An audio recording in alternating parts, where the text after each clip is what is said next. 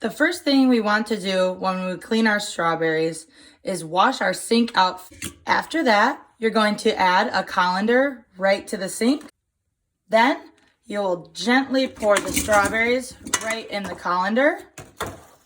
Make sure you either recycle or throw away your strawberry container because we learned about cleaning as you go. Now that we have our strawberries placed in the colander, we are going to turn on our water and rinse them and gently toss them around like this under cool water.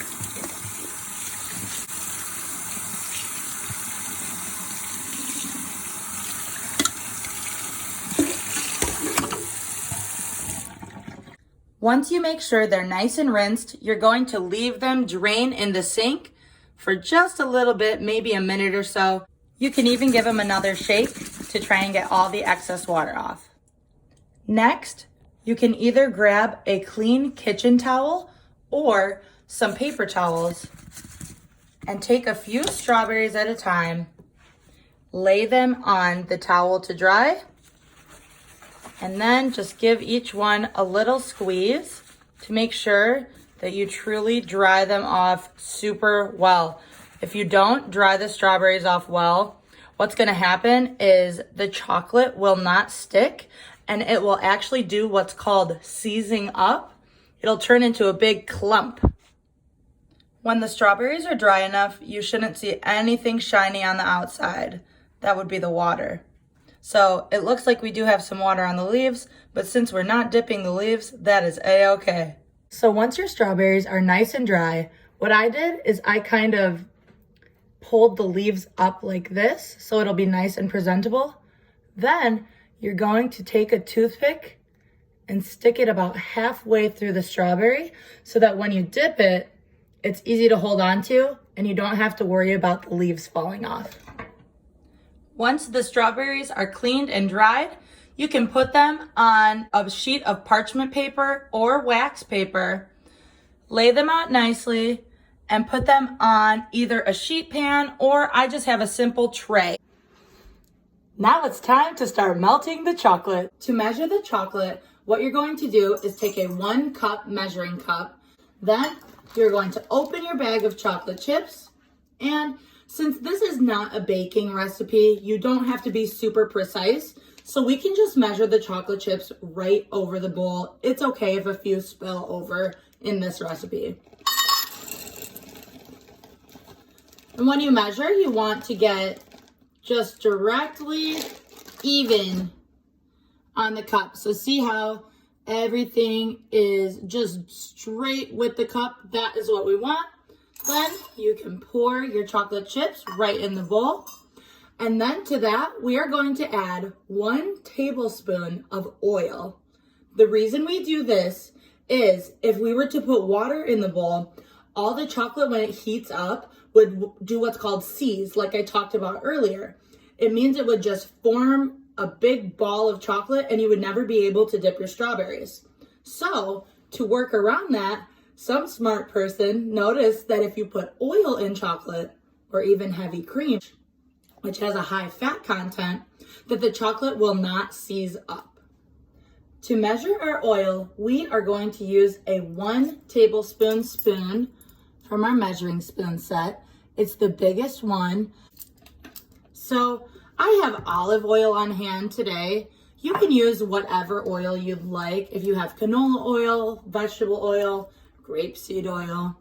But I'm going to measure it in the cup we use to measure the chocolate since we're not going to be using that anymore. And if some drips in there, it will be okay. Again, when you measure anything, you want to make sure it is just flush with whatever you're using to measure. So as you can see, it's not over and it's not under. And then you're just going to pour the oil over the chocolate. Since we're learning about sanitation, I have to say it. Make sure you clean as you go. So we just got rid of 2 dishes. Let's either put those in the sink or the dishwasher. Now that we have our chocolate chips and our oil together, what you're going to do is give them a little toss with a rubber spatula. Here's my rubber spatula. And I'm just going to fold the chocolate chips so that they have a nice coating. This is what we want it to look like, all right? Save this, we're gonna need it later. Okay, so this is the part where there's two options in the recipe. And I'm going to explain this one because I do not have a microwave at my house. So we are going to do what's called make a makeshift double boiler, which means we can slowly melt the chocolate without fear of burning it. So the first step in making a makeshift double boiler is to make sure that you have the appropriate size pot.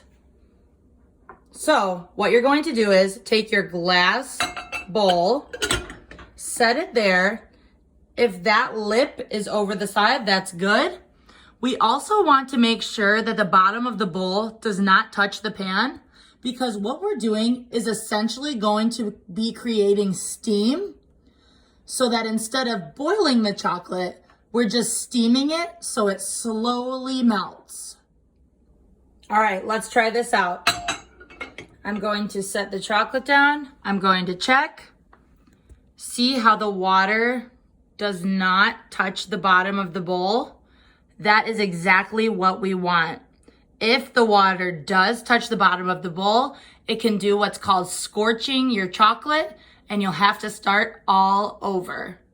So if you chose to microwave the chocolate, what the recipe says is to do the same step I did for the double boiler. You're going to measure out 1 cup of the chocolate chips, pour it in a microwavable bowl. Make sure that the bowl is not metal. Metal in microwaves equal fires.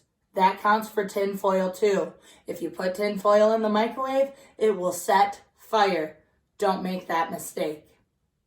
After you measure out the chocolate and the oil, don't forget to toss the chocolate chips in the oil before you put it in the microwave. Okay, so we have the microwavable bowl. You're going to put that bowl in the microwave and start with 20 seconds.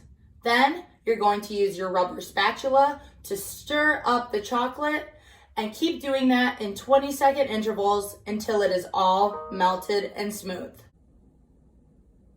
Now that we have our water prepped and our chocolate on the makeshift double boiler, we are going to turn the oven on. You push it in, press light. Now go ahead and adjust the heat as needed. I always start lower and add more heat because then you have less of a chance of burning whatever you're cooking. Then, once the water starts to simmer, you're going to take that rubber spatula that we used to toss the chocolate chips, and we are just going to start stirring until they melt. So remember when I said we use our 5 senses to cook? I can hear and see that the water is simmering underneath of our chocolate, so I'm gonna give it a stir. And as you can see, our chocolate chips have started to melt.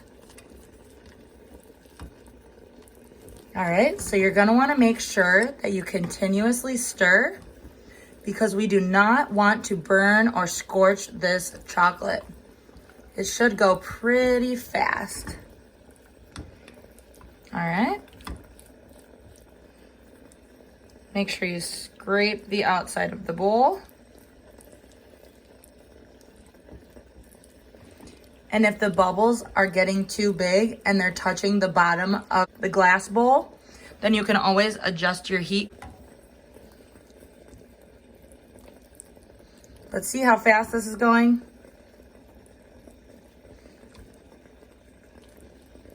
So again, I'm going to turn down the heat, and we really, really do not want to scorch this chocolate because then you will have to start over. All right. And we're going, and we're going. This part, they're almost melted. See, that only took a couple minutes. So you want to make sure that there are no chunks. So like right now, see how there's still some chocolate chips in there? No bueno. We want our chocolate to be smooth. All right, and for what seems like the 30th time. I'm going to turn down my temperature again. All right, I think we're getting here. Okay, let's see. I'm gonna take some of this up. Oh, it's nice and luscious and melted. And we are ready to dip, people. Go ahead and turn off your boiler. Look at that, residual heat. This part, we need to be very careful. So what happens is some of the heat comes up to the side of the pan. So we need to get not one, but 2 oven mitts and take this glass bowl off of here and set it on either a kitchen towel or another oven mitt. Take our chocolate like this. We're going to set this rubber spatula on a bowl so we don't make a mess. And then we are going to start dipping the strawberries. So now comes the good part. We are going to take our toothpicked strawberries that are clean and super dry with the leaves pulled up for presentation. What you're going to do is make sure you either have an oven mitt or that your bowl is cooled. We don't want to burn ourselves ever in the kitchen. You'll tilt it, gently dip as much of the strawberry as you can in the chocolate. Then you have that nice toothpick handle to hold on to, and you will let the strawberry drip until it can hold like this, and then you're gonna just put it right onto your parchment paper or your wax paper. Dip it like that. Shake off the excess, making sure that you're keeping the shaking going on inside the bowl. You don't want to make a giant mess of chocolate. And then you'll set it on your wax paper. So here is the finished product. I have dipped all of my strawberries. And what I want you to pay attention to is I made sure that I dripped them all until there was no excess. Because if there was still a lot of chocolate, what could happen is, okay, it happened a little bit here. So see how there's a little bit of leaking chocolate? You don't want that. It just makes for a less perfect appearance, but I'm getting a little nitpicky. Then what you can do is pop them into the fridge or the freezer so they set up quickly. Now, while your strawberries are chilling, what do you think I'm gonna tell you to do? Did I hear you say clean up? I did. So we are going to clean up. At this point, what you need to do is any of the dishes that you made, you're going to either put those in the sink or the dishwasher. Fill your sink up with hot, soapy water and soak those dishes. While they're in the fridge chilling, you're gonna wash those dishes. Then you're going to either get a drying rack or a towel and set all the dishes upside down to air dry. If you finish your dishes and they have air dried, I recommend putting them away while the strawberries are still setting in the refrigerator. It's been about 15 minutes and I took a look at the strawberries from the fridge and this was the result. And the way to check if they're done is to see if they have any sheen left on them. This, see how it's still got that shine right about there, is not dry. At this point, I might pop them in the freezer. The other way you can tell is if you lift them right off the parchment, they will lift right off and leave no residue on the bottom. Then you can enjoy them.